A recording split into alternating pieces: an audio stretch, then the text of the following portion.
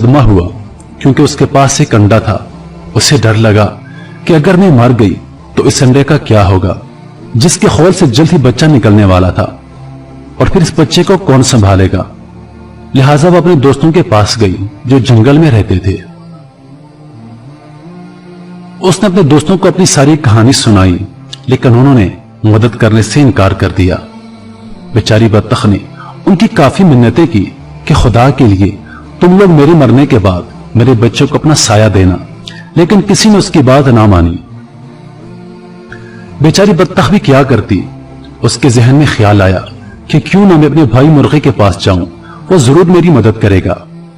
لہٰذا وہ مرغے کے پاس گئی اور اسے سارا قصہ سنا دیا کہ مرغ بھائی، آپ میرے بچے کے ماموں جیسے ہیں، آپ ہی میری مدد کریں۔ مرغا بولا، میں تمہارے بچوں کو رکھ لیتا، لیکن میری بیگم مرغی یہ بات نہیں مانے گی، لہٰذا مجھے بہت افسوس سے کہنا پڑ رہا ہے کہ میں یہ کام نہیں کر سکتا، لہٰذا تو مجھے معاف کر دینا۔ بطخ ادھر سے مایوس ہو کر اپنے گھر واپس آ گئی اور سوچنا شروع کر دیا کہ اب کیا کیا جائے۔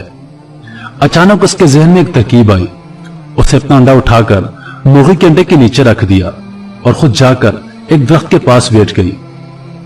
اس کے بعد اس کی طبیعت اور بگڑ گئی، اور ایسی بگڑی کہ اس کی موت ہو گئی۔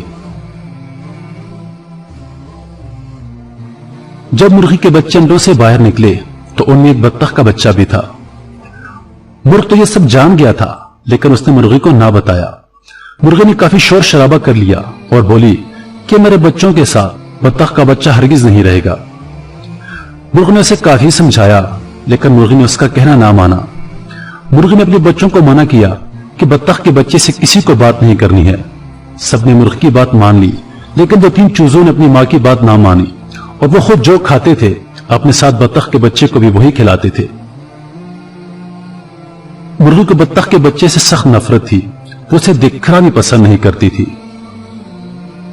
ایک دن مرغی کے ذہن میں خیال آیا کہ ہم سب مل کر دریا کے کنارے سیر کو جائیں گے، ہم سب واپس آ جائیں گے اور بطخ کے بچے کو وہیں چھوڑ آئیں گے، اس طرح سے ہماری جان چھوٹ جائے گی۔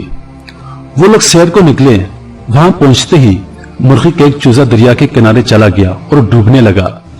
یہ دیکھ کر مرغی زور زور سے چیخنے اور چلانے لگی کہ کوئی میرے بچے کو بچاؤ، کوئی میرے بچے کو بچاؤ، لیکن کون بچاتا، کسی کو تیرنا بھی نہیں آتا تھا۔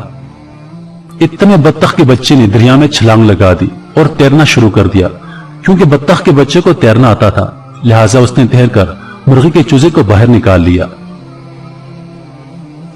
مرغی نے جب یہ دیکھا تو اسے اپنے کیے پر سخت شرمندگی ہوئی، اور اس نے بطخ کے بچے سے معافی مانگ کر اسے اپنا بیٹا بنا لیا۔ اس طرح وہ سب ہنسی خوشی رہنے لگے۔ دیکھا بچوں، بطخ کے بچے نے کیسے مرغی کو بچایا اور کیسے اس کا بھلا ہوا۔ اسی لیے تو کہتے ہیں کہ کر بھلا ہوگا بھلا۔